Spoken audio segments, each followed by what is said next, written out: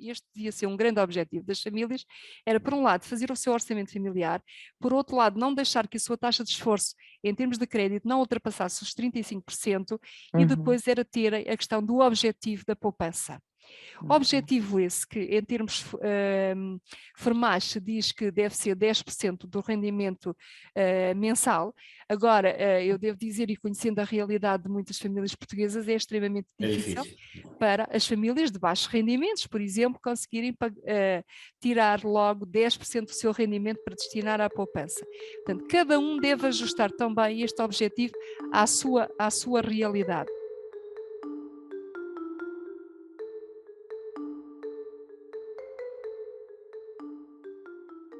Olá a todos e bem-vindos a mais um episódio do DECOPOD. Hoje temos connosco a Natália Nunes, coordenadora do Gabinete de Proteção Financeira da DECO, e que, com uma atitude visionária, em 2000, logo percebeu a necessidade de criação de uma estrutura de proteção a consumidores economicamente vulneráveis, sendo este gabinete hoje reconhecido pelo Ministério da Justiça como sistema de apoio a situações de sobreendividamento. Para além desta valência, este gabinete trabalha também o aconselhamento financeiro e a orientação económica das famílias, pelo que na Semana Mundial do Investidor não poderíamos perder a oportunidade de abordar estes temas que são tão relevantes numa altura de grande fragilidade económica como a que se vive atualmente. Olá Natália, bom dia. Bom dia. Olá, Natália. Bem-vindo ao DECOPOD.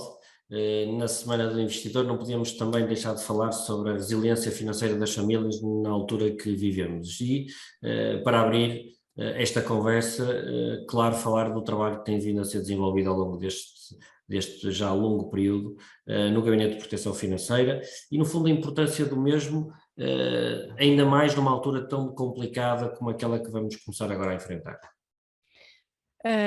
Sim, esta é a altura, digo eu, que convém falar destes temas, mas também convém olhar para o trabalho que temos feito e como foi referido, nós desde o ano 2000 e esta parte que temos trabalhado a questão do apoio às famílias com dificuldades financeiras e aquilo que pretendemos é dotá-las de uma maior resiliência financeira, que nos dias que correm eu diria que é fundamental, porque ao estarmos a falar da resiliência financeira, estamos a dizer que as famílias devem conseguir resistir, conseguir mitigar e conseguir recuperar dos choques. Ora, este momento que nós estamos a viver é claramente ele um choque para as famílias confrontadas com o aumento do custo de vida, mas também com o aumento agora da prestação do crédito à habitação. Mas nós não é a primeira crise, digamos assim, que estamos a atravessar, nós já atravessamos a crise de 2008 a 2012 e também aí ajudamos as famílias a conseguirem ultrapassar os desafios que se colocaram precisamente com a subida da Euribor. E este tem sido o nosso papel ao longo dos tempos. Este mais visível, de apoiar as famílias com dificuldades financeiras, mas se queremos tornar as famílias mais resilientes do ponto de vista financeiro, temos que atuar aqui também em dotá-las de ferramentas que lhe permitam ter esta resiliência. E é isso que também temos feito ao longo dos anos e fomos das primeiras entidades em Portugal a falar da necessidade de se apostar na literacia financeira, porque é através da literacia financeira que conseguimos dar aos consumidores, às famílias, as ferramentas necessárias para conseguirem resistir a todos estes choques com que têm vindo a ser confrontados ao longo dos anos. E, portanto, este é o desafio que continuamos a ter neste momento, é tornar dotar as famílias com maiores competências e melhores competências em termos de literacia financeira e, claro, continuar a apoiar as famílias para evitar sofrer a ruptura dos seus orçamentos familiares e entrar em situação de incumprimento. Natália, e já agora, e aproveitando já assim, de imediato fazer já a segunda pergunta, que é o que também as pessoas querem ouvir, não é? Que conselhos práticos é que nós podemos dar aos consumidores assim mais orientados, se calhar, ou para o crédito ao consumo também para o crédito à habitação, do ponto de vista do comportamento que podem adotar no dia a dia para serem mais resilientes, para enfrentarem esta resiliência com outro tipo de motivação? Eu diria que há um conjunto de comportamentos que todos nós consumidores, famílias, deveríamos adotar. Sempre. Mas neste momento eu acho que se impõe adotá-los necessariamente, atendendo às dificuldades com que todos estamos a ser confrontados. E desde logo começarmos por fazer o nosso orçamento familiar. Eu bem sei que a resposta que nós obtemos ao falarmos com as famílias é que todos o fazemos, mas a verdade é que isso está longe de ser verdade, porque quando nós perguntamos às famílias, mas como é que fazem o orçamento, depois de nos dizerem que efetivamente fazem, elas dizem-nos que têm uma ideia, portanto, mentalmente elas sabem quanto é que gastam nas suas despesas. Se fizermos este exercício, nós vamos chegar à conclusão de que é impossível nós e a nossa família saber no final do mês quanto é que gastou e onde é que gastou o seu dinheiro. Para sabermos isto, nós temos que efetivamente fazer o orçamento e envolver todos os elementos da família. Isto requer alguma disciplina, nomeadamente o de utilizarmos uma folha de papel, uma folha Excel, uma aplicação, aquilo que for. Cada um deve ajustar o instrumento à sua realidade e à sua preferência, onde vão registando todas as suas despesas. E porquê? Porque este é o melhor instrumento que têm para controlar o seu dinheiro. E ao fazerem isto, não é só para chegarem ao final do mês e somarem as verbas e chegarem à conclusão de que há falta de dinheiro ou até há ali um excedente. É também para olharem aquilo que gastaram nas compras de supermercado, aquilo que gastaram com a fatura de eletricidade, que gastaram com a fatura das telecomunicações, o que for. Para quê? Ao olharem, vão ter a possibilidade de analisar do ponto de vista crítico se aquilo que estão a gastar se ajusta ou não àquilo que é a sua realidade, à composição do seu agregado familiar. Devem depois fazer uma avaliação do mercado e verificarem se existem ou não melhores propostas no mercado. Se existirem, até podem equacionar o mudar. E podem também equacionar adotar alguns comportamentos que lhe permitem gastar menos. E, por exemplo, já que estamos numa época tão complicada como esta, em que vemos a nossa fatura, por exemplo, da eletricidade ou do gás, estar a subir diariamente, eu diria que temos quase que a obrigação de adotar alguns comportamentos, coisas tão simples, estamos a falar de comportamentos, mas coisas tão simples como desligar as luzes quando não são necessárias, não estar constantemente a abrir e a fechar a porta do frigorífico. Estes são apenas alguns dos exemplos, mas são exemplos de comportamentos que podemos adotar e que nos vão permitir gastar menos. E eu penso que nesta altura que vivemos de tão complicada e em que o dinheiro não abunda, temos que adotar aqui todas as estratégias para podermos gastar menos. E existem algumas que estão ao nosso alcance. No fundo, olha, estás a dizer que podemos, com essas pequenas alterações de comportamento, não perder a nossa qualidade e a nossa comodidade e beneficiar bastante nos orçamentos que estão agora a ser postos à prova, não é? Cada vez mais.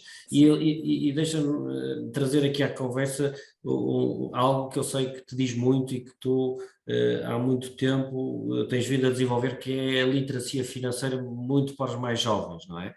Sei que fazem um trabalho extraordinário junto das escolas e a teoria de que quanto mais cedo perceberem a importância destas ferramentas e terem uma literacia financeira melhor, seguramente que no futuro vão gerir melhor esta questão que estamos a falar do orçamento. E como é que vocês trabalham essa matéria da literacia financeira, dando nota que com uma boa literacia financeira, uma boa gestão do orçamento, se calhar sobra mais para o tal investimento?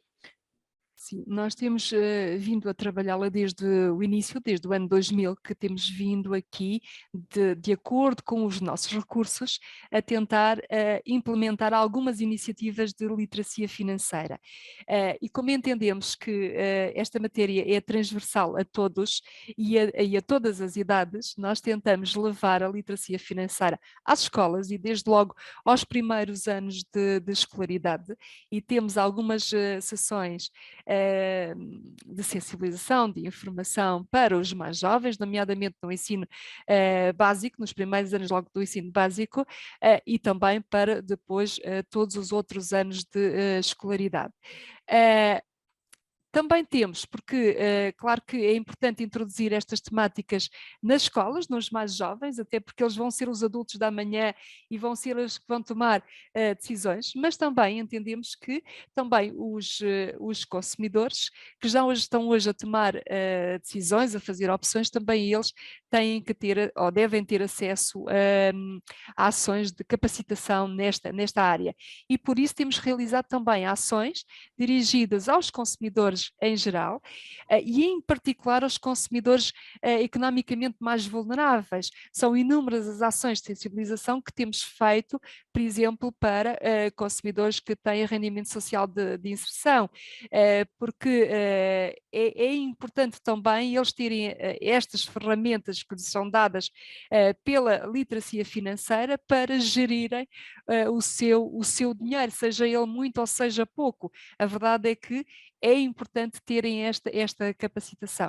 E já que estamos a falar de literacia financeira, nós agora na Semana Mundial do Investidor, vamos inclusivamente levar a cabo sessões de sensibilização nas escolas sobre os cuidados que os jovens devem ter na aplicação da sua poupança.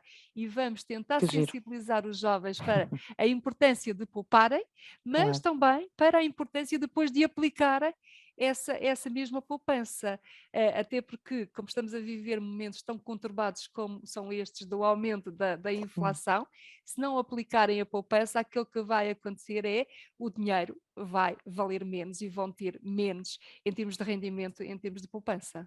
Ora, Natália, então desculpa, mas agora vou-te fazer uma pergunta que tenho ouvido em muitos sítios e eu próprio estou muito curioso sobre isso. Há pouco referiste a dificuldade que as famílias vão enfrentar com o aumento do crédito à habitação. Referiste que a poupança e saber investir na poupança. A minha pergunta, e a pergunta que tenho ouvido muita gente fazer é, face a esta subida das taxas, algum valor de poupança, investi-lo, digamos assim, na redução da dívida do crédito à habitação é uma boa solução? Pode até ser vista nos dias que correm como um investimento? Qual é a tua opinião sobre o assunto? Eu diria que a resposta não é direta, digamos assim, porque depende muito das características financeiras do agregado familiar. Eu diria que um agregado familiar tem que se preocupar sempre em ter uma poupança, aquilo que nós chamamos vulgarmente a poupança que corresponde ao fundo de emergência. Portanto, e essa ele não deve abdicar de a ter e deve representar 5 a 6 vezes o seu rendimento líquido mensal, para que, confrontado com o aumento das prestações do crédito à habitação, confrontado com uma situação de diminuição de rendimentos, aquilo que for, tenha ali a possibilidade de recorrer a este valor e para não entrar em situação de incumprimento. Claro que se me perguntar se esta poupança deve ou não estar aplicada, claro que sim, porque nós já vimos que se ela não for aplicada, ela estará com certeza a perder dinheiro e não é isso que se pretende. E nos dias de hoje ainda mais, claro. Exatamente, mas ela deve estar aplicada num produto que seja facilmente mobilizável.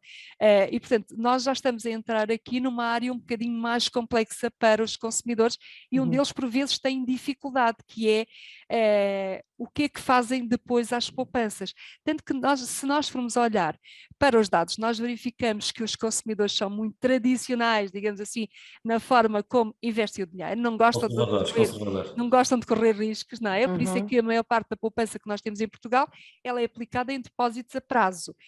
Assim, nos fundos de emergência, digamos assim, pode ser uma estratégia a aplicar em depósitos a prazo. Agora, se para além deste fundo de emergência, se as famílias tiverem outros rendimentos, outras poupanças, eu diria que pode equacionar, sim, aplicar parte dessas poupanças na amortização parcial ou total do crédito à habitação. E porquê? Porque nós sabemos que as taxas de juros estão a aumentar significativamente. Nós, este mês de setembro, já começamos a ter eco disso, portanto, as famílias já confrontadas com o aumento das prestações, aquelas que foram revistas no mês de setembro, e, portanto, uma das formas de ver diminuir o valor da sua prestação é fazer amortizações desde que haja capacidade para o fazer.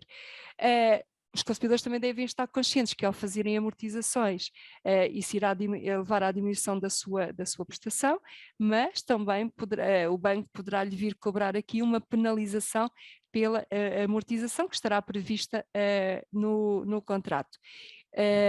Com toda a certeza que o valor da taxa de juros do seu crédito à habitação irá ser superior ao valor que recebem, mesmo que a aplicação, o dinheiro esteja aplicado, portanto, poderá ser uma boa solução. Agora, é um exercício que deve ser pensado e que deve privilegiar aqui o ter um fundo de emergência.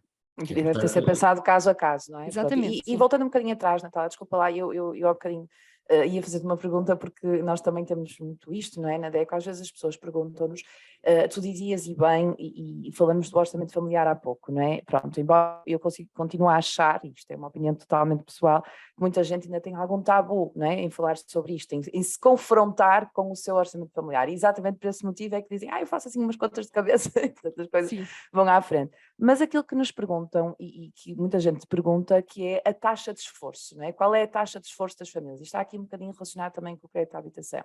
E às vezes nós damos, não é? Aqui também no âmbito aqui do aconselhamento do gabinete, alguma informação sobre aquela que é chamada, que seria a taxa de esforço, não é? Que uma família deveria suportar, mas depois essa taxa de esforço não é dividida, não é? Ou seja, aquilo que é suposto ser o consumidor poder esforçar-se para pagar a habitação, depois para pagar a energia, para pagar a luz, se calhar esses dados poderiam vir a ser mais esmiuçados, por isso que eu quero dizer, ou seja, deveria haver aqui um estudo mais aprofundado sobre isto e se o consumidor percebesse qual era a sua taxa de esforço em cada uma destes serviços, se calhar conseguia gerir ainda melhor o seu orçamento. Isto é uma dúvida. O que tu achas disto? Eu diria que já temos uma grande dificuldade em conseguir ter uma taxa de esforço no crédito,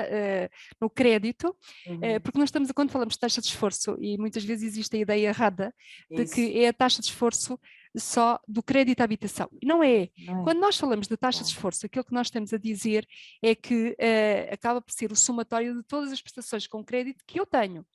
E este somatório das prestações com crédito que eu tenho não deve representar mais de 35% do meu rendimento.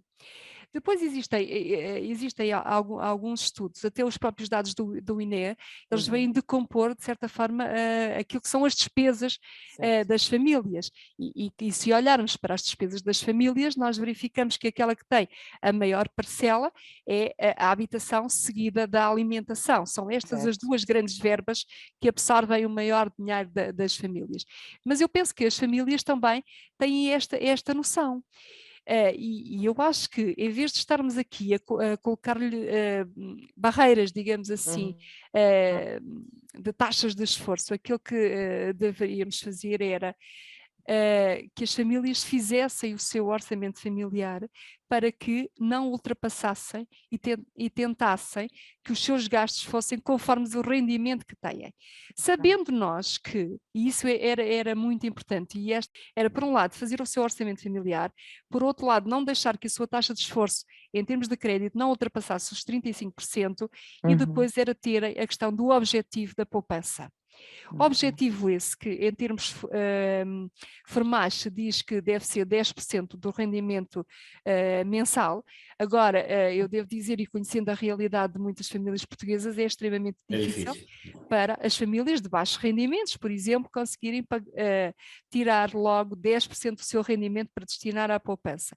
Portanto, cada um deve ajustar também este objetivo à sua realidade.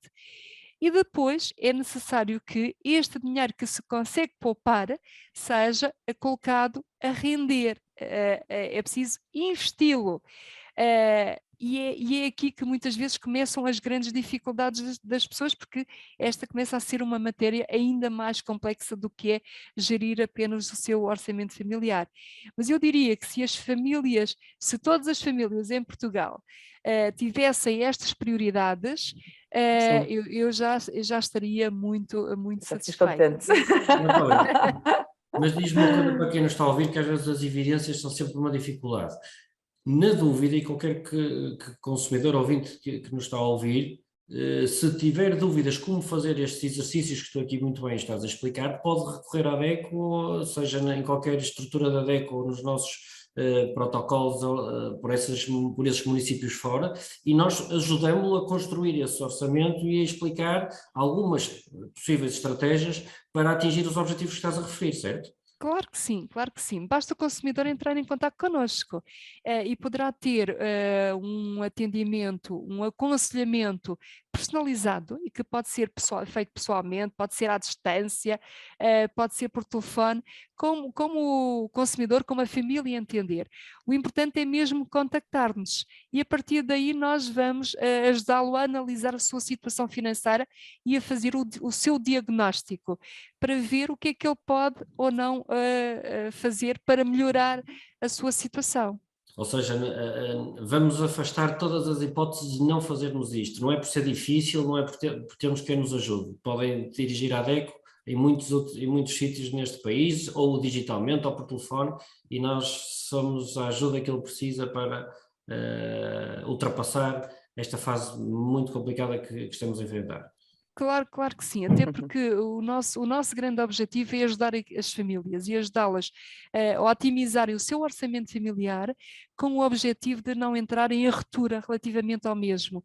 E, portanto, sabemos que estamos a viver tempos complicados e estamos a vivê-los desde o início do ano com o aumento do custo de vida, com o aumento dos preços da alimentação, da eletricidade, do gás, dos combustíveis. Estamos agora a começar a sofrer já o aumento da prestação do crédito à habitação. Portanto, aquilo que se perspectiva é que a Euribor continue a aumentar. Fala-se inclusivamente que no próximo ano, em 2023, a Euribor já ultrapassa os 3%.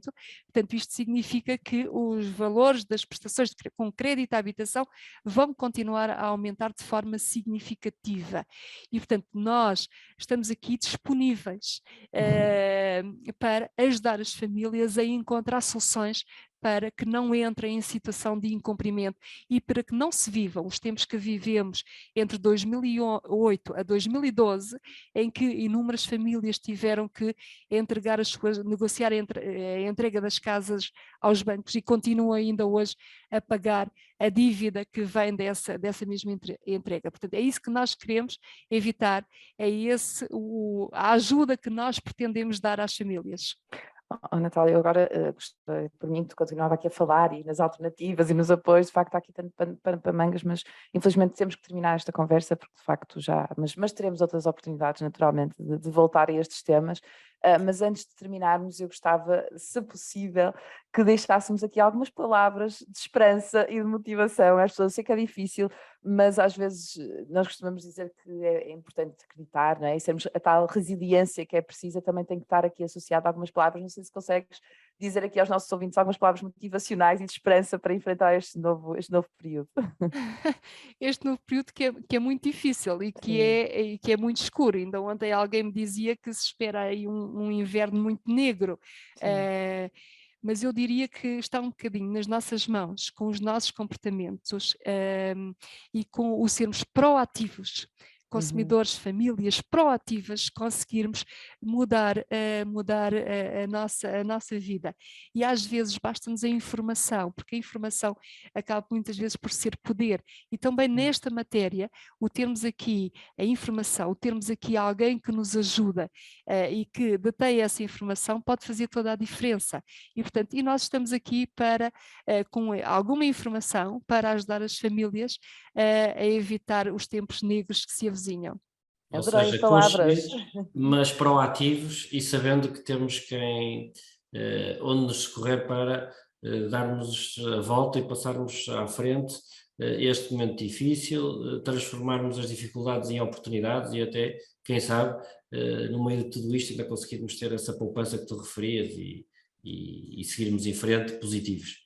Sim, porque a poupança, eu acho que todos nós já vimos isso, a poupança é fundamental e a verdade é que até posso, sem exagerar, que as famílias neste momento não estão numa situação mais dramática, porque durante os 2 anos da pandemia conseguiram poupar.